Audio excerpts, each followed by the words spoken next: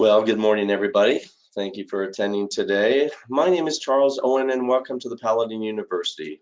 Today's topic has proven to be quite a popular subject matter, and that is the best practices for reviewing your inventory.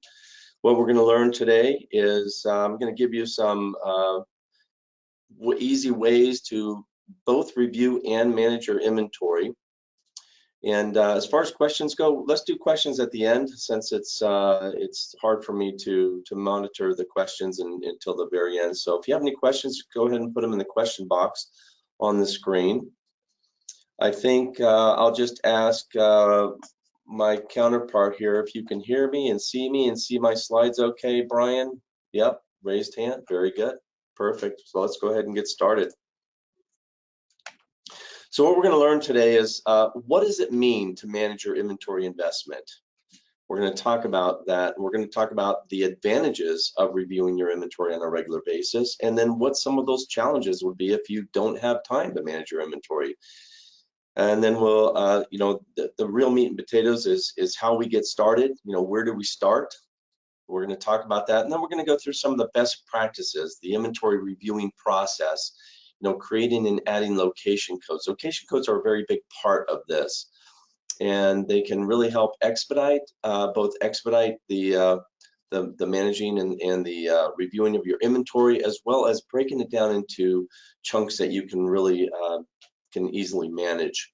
And then we're going to show you how to use the investment review tool that was built in. That's one of the Paladin Insight meters that you see on the dials when you first go into inventory. And then I'll show you how to monitor and adjust your inventory using some of the Paladin reporting tools at the end. So it's more than just reviewing your inventory, but it's all necessary. This is hopefully you'll find it very useful. I am recording this, so if you run into issues where you can't see it or you have to step away, you can rewatch it. It should be loaded up to the website by the end of today. All right, so what does it mean to manage your inventory investment? Well, your largest business investment is typically your store's inventory. Real estate, yeah, that plays a big part, but your store's inventory is where a lot of that investment that you have is sitting. The return on investment, or gross margin return on investment, is highly correlated with the quality of your customer experience. That just means that GMROI is all about turns. It's all about managing your inventory, not having too much overstock or running out. It correlates really strongly with the quality of your consumer experience. Also, you will develop consumer or customer loyalty and increase your turns when items are correctly labeled, easy to find, attractively priced, well presented, and in stock. And when you regularly review your inventory and apply high customer standards, you are properly managing your inventory investment. What are the primary advantages of reviewing your inventory on a regular basis? Well, number one, keeps track of your investment. Aren't you concerned about it? You should be. It's also necessary for determining your inventory's valuation, and it's required by certain government institutions like the IRS for reporting purposes. You can't get around that.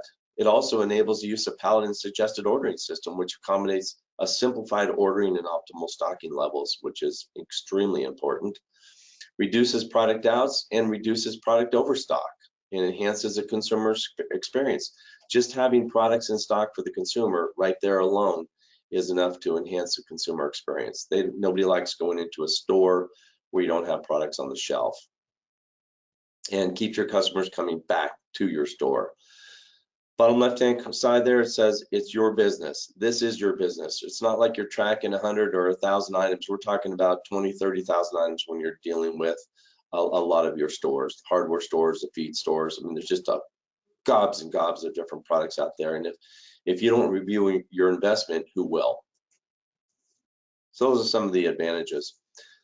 What if you don't manage your inventory? What if you're not actively involved in doing the things that are necessary to manage your and review your inventory? Well, you can get excessive out of stock items.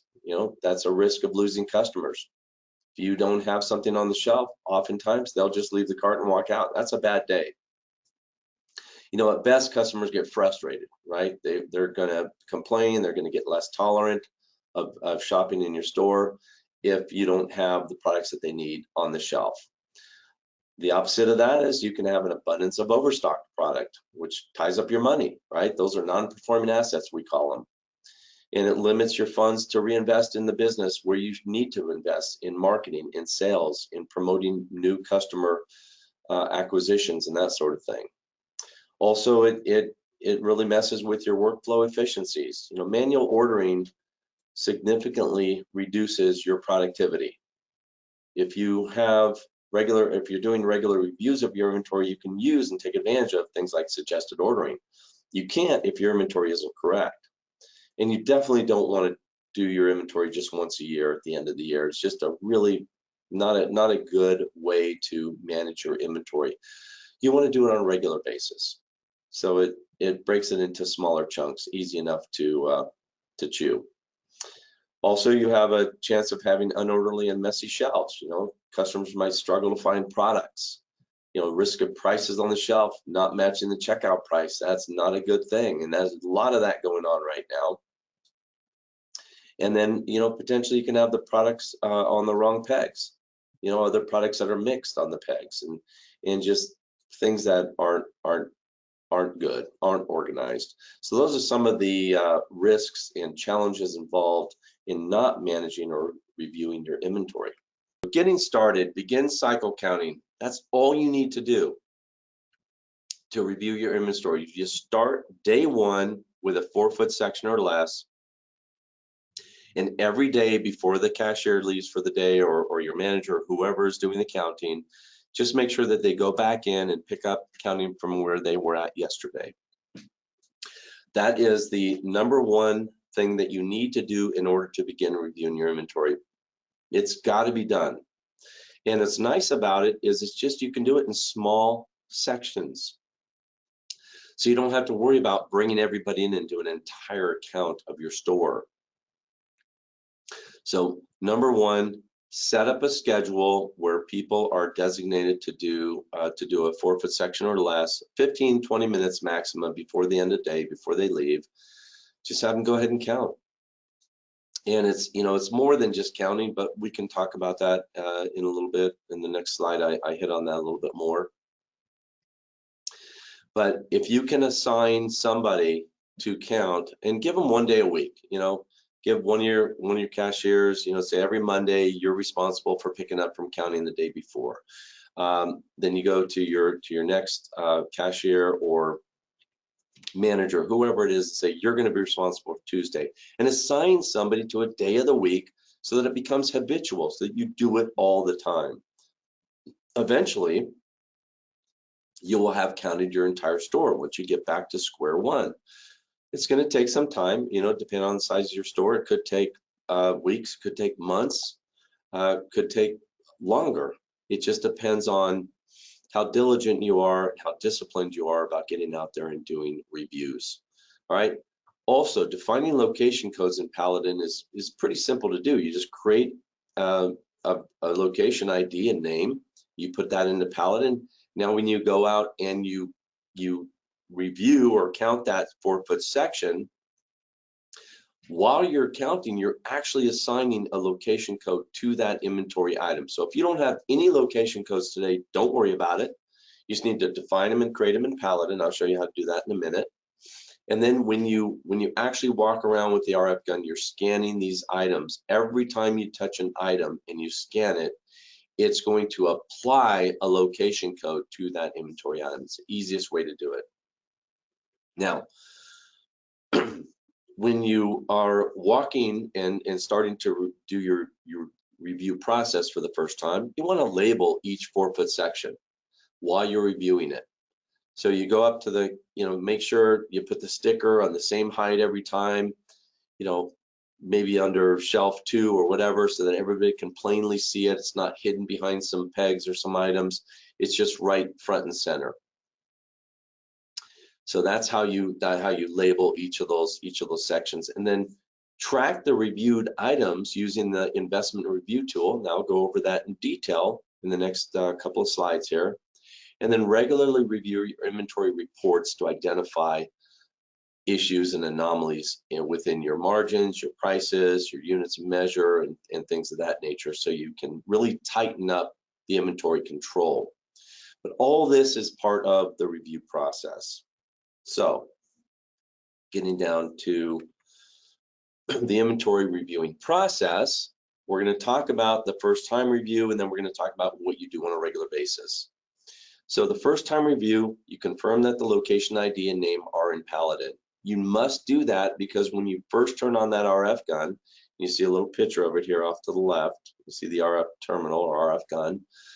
When you first log into it, it's going to ask you location. It'll actually blurt out the word location, and it wants you to put in a location code. At that point, for this particular location, I've got a sample down here, 10101. That's row 1, left side, first forfeit section. And again, I'll get into more of the specifics of recommending the different methodologies and formation of these location codes. And then while you're there the first time, you're going to want to apply that forfeit section, or apply that label to the forfeit section, and then log into the handheld, enter the location you're in, and then here's what you do for the review. So as I mentioned before, reviewing is more than just simply counting. You want to make sure the right product is on the right peg, make sure the product is properly priced, make sure it's the same price as checkout. And you can see that on the gun, because when you scan the item, it'll show the price in the Paladin system, and then you can compare that with the label that's on the shelf. And if it's not right, you can change it right there and then. Also, the product is, make sure it's clean, it's well presented, it's lit up, it's sellable. And then finally, count the product using the RF terminal. So all you do to count is you set it to append or override. You want to set the counting cycle to override stock on hand price, and then you scan the item.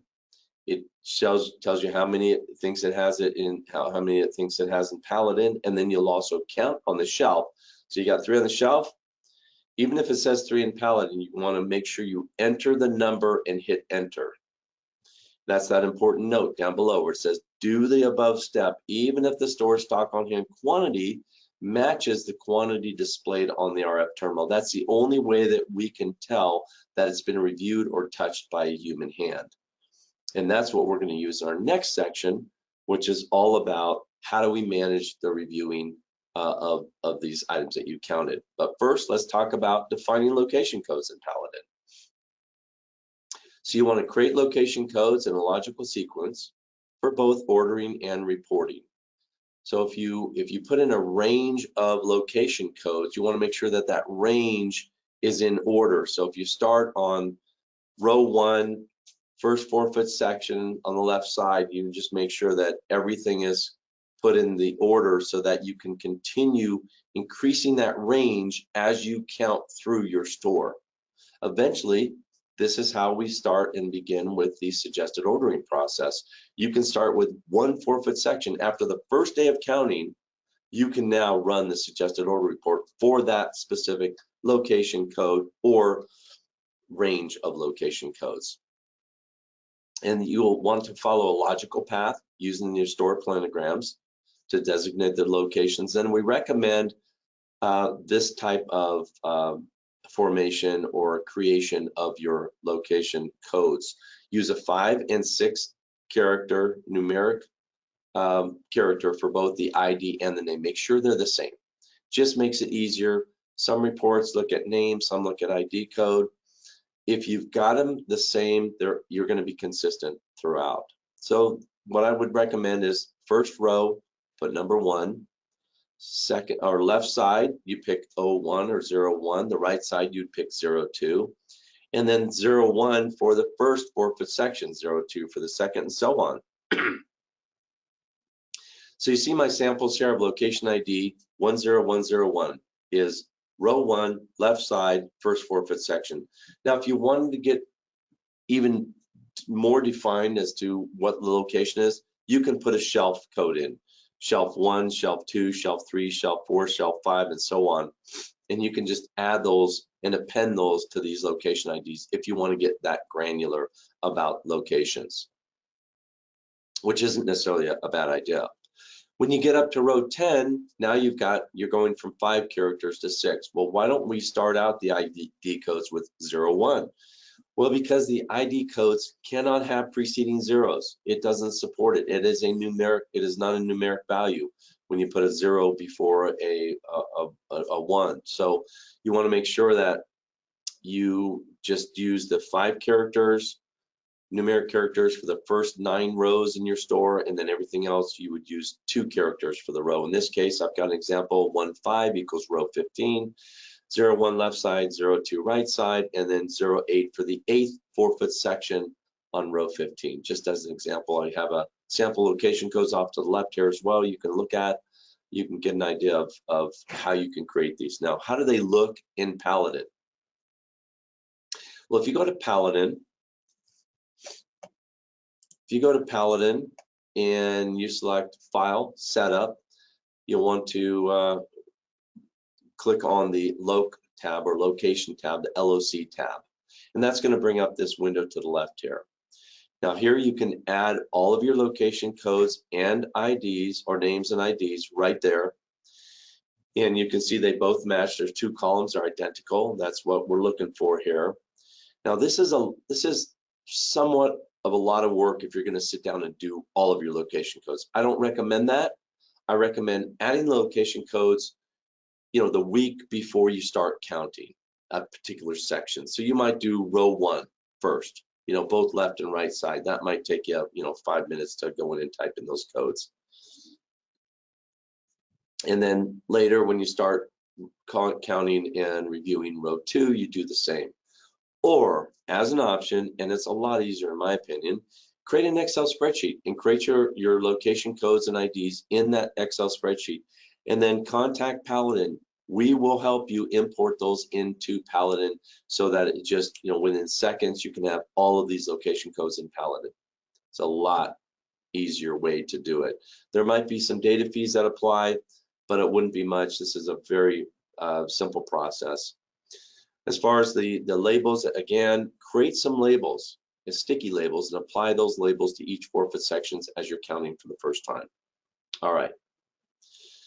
So that deals with the location codes. So the next thing we want to look at is, now that we are poised and set and ready to go for our first review, we want to see how we do on our review. So to look up how we do, we're going to use the Paladin Insight dials or meters, and the one in particular is the investment review meter. So you'll see this, I'll highlight it here, or blow it up a little bit bigger for you, the investment review meter.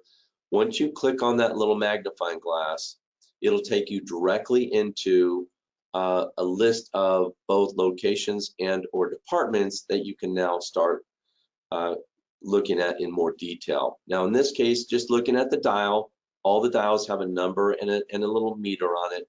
In this one, it's set at 57.62%, meaning over half of my inventory has not been reviewed in the last 6 months or 180 days, and we need to get it reviewed.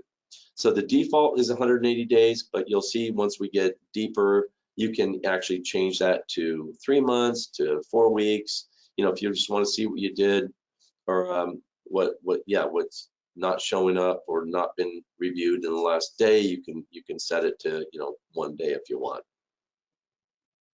Now, 57.62% of unreviewed items is a lot, but it may be not as much as some of you out there right now watching this. You're going, yeah, we don't review that often. We're probably at 95% unreviewed. Well, that's okay. Just view it as an opportunity. That's what I would do. All right, so what will happen is over time, you'll get down to hopefully less than 10% of your inventory investment needs a review. And then if that percentage starts creeping up, you can begin just putting some more effort into it to try to reverse that trend. Now, if you click on that little magnifying glass, it'll take you to the Reviewer tab, which is a listing of all of your either locations or departments and the severity of the items that haven't been counted. And then if you click on that, it'll take you into the actual details, the actual items that need reviewing. And then from there, you can actually go directly into the inventory item itself. So let's take a look at this. So the investment reviewer, once you click on that magnifying glass, it's going to come up and give you an opportunity to see a bird's eye view of all the items that haven't been counted. And you see number of items there. You see you can either do number of items or percentage of items. And it shows you how many are in the total section, so you know what the delta is immediately. Now, we can also search through this by either location or department. And it's kind of nice to look at both, but you'll probably want to, you know, if your strategy is to get the location code set up correctly and that's what you want to focus on, then I would sort these by location. You can then also sort it by either number of items or percentage of items, and then you can set the number of days since the last review. Also, you can pick a supplier, and then you can sort this document by any one of these headers on top. Now, once you go into and you click on the magnifying glass on these locations or departments, it'll then bring you another level of detail, which is going to show you the actual items that consist of what's in that particular location or department. And you can see the inventory information, the location, the current stock on hand, and the last review date. You also have an opportunity here to produce this to an Excel document, so you can look at these items in more detail. Now, each of these can also be sorted based on clicking on any one of those headers. You can sort them by what you want.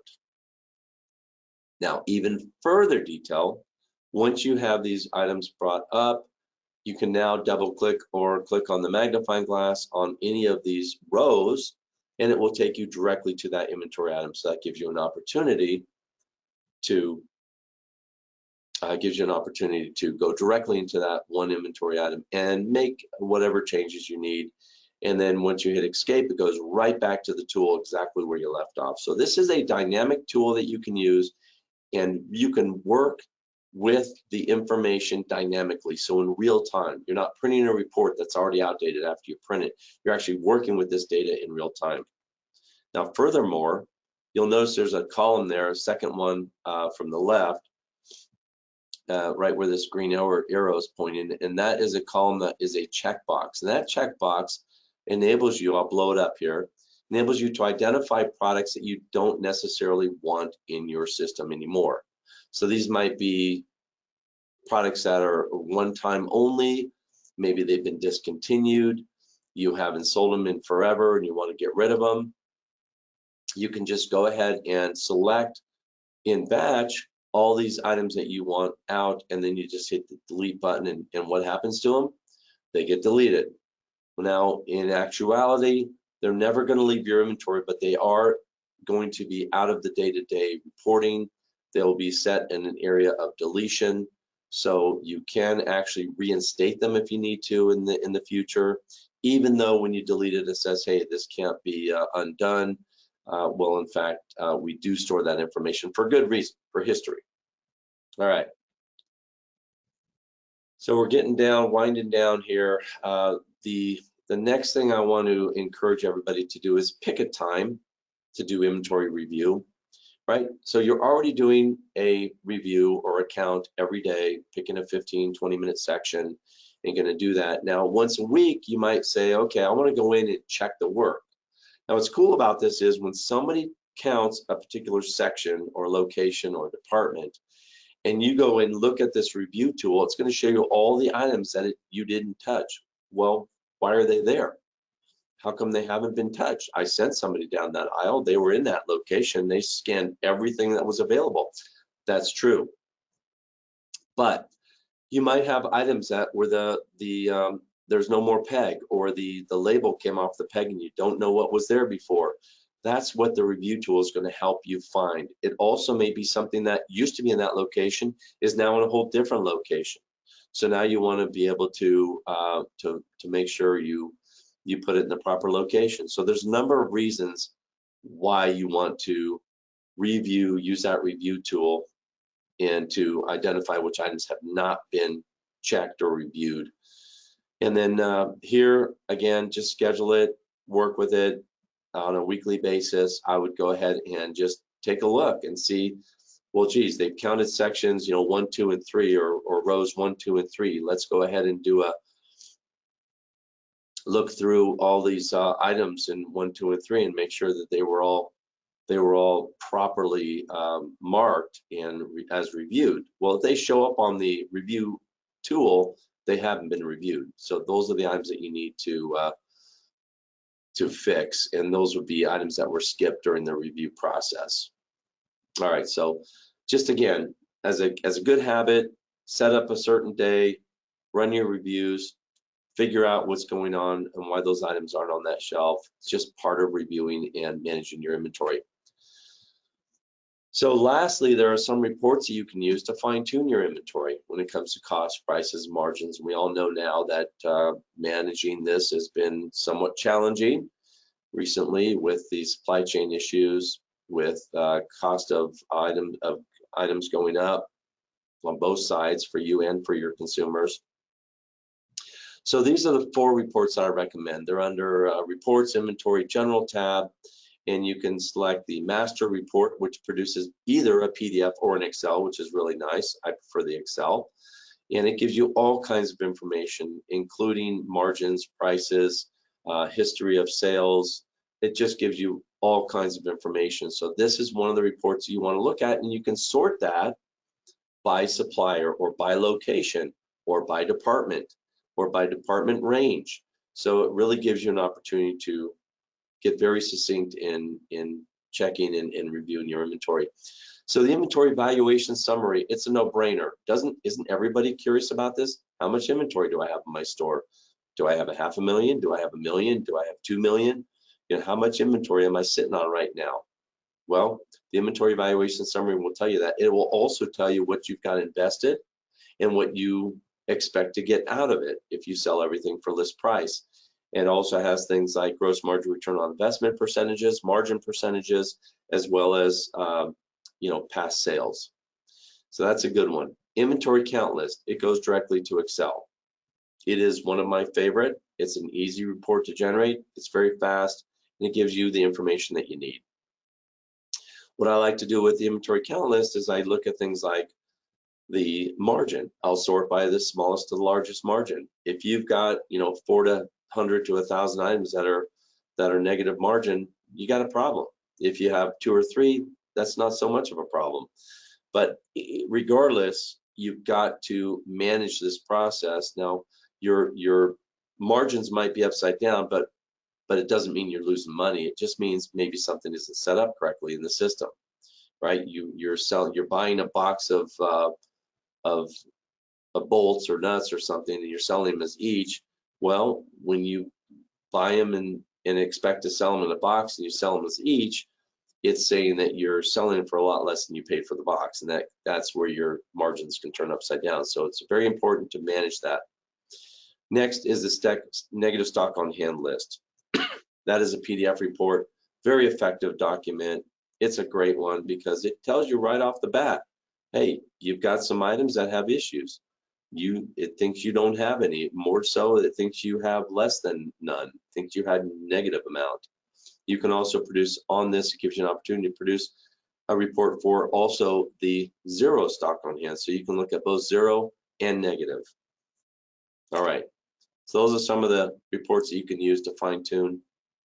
Now there's a daily report, the comparative revenue report, which you can get not only in the system, but also on your phone using the app, the mobile app.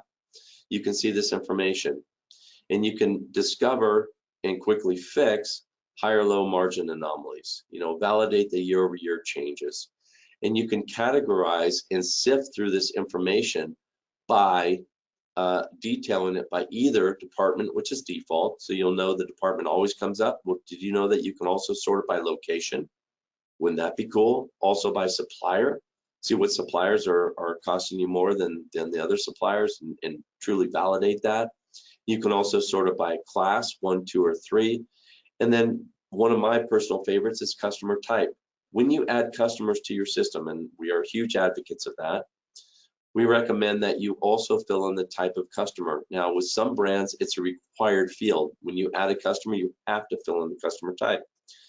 In most other brands, it's not a required thing, but it is a very cool thing to do, and I would recommend it. This way you can see, is your money coming from do-it-yourselfers, contractors, property managers? Is it coming from government institutions? Where's the majority of your revenue coming from? And this is a very, very good tool for that. But again, doing it by department also and location also helps you manage the inventory. Okay, one last one is I want to encourage everybody, if you're not already doing it, if you're using EDI or electronic data interchange with your supplier, some have a single EDI connection, some have dual, some have triple. It's really important to manage this process. When you receive an EDI file, and that means you're receiving an invoice in from that supplier, there is a document that you can look at that parses out all of the changes that were made to your inventory, and that's extremely important to do. So once you run it, your EDI, you click on the reporting button, and it's going to show you this window here. In this case, I have an example of Oracle. The record type says inventory, but it's really invoice, and then you have price change as well.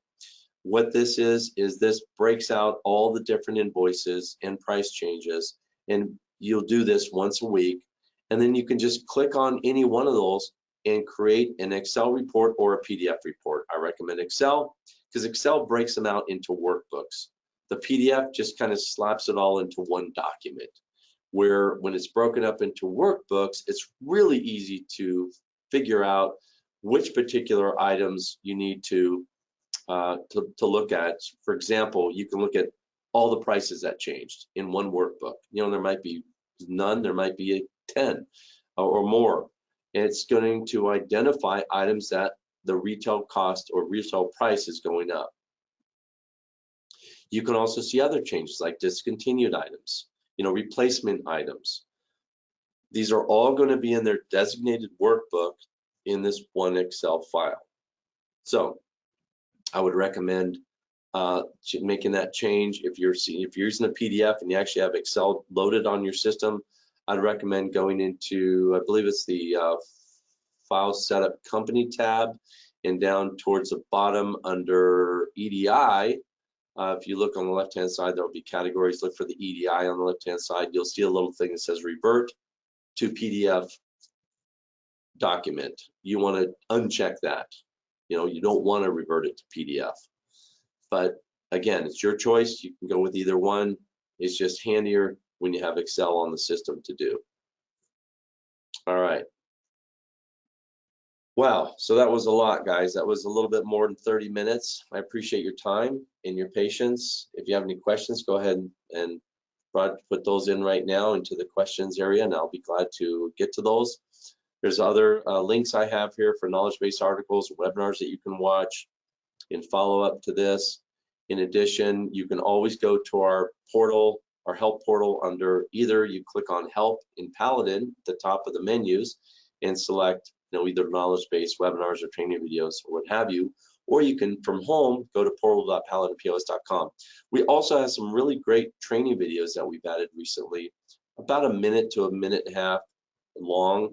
Very, very nice tool for acclimating new cashiers. So if you have new cashiers that are coming online, have them go home, watch the training videos before they even start their first day. They'll be acclimated to Paladin.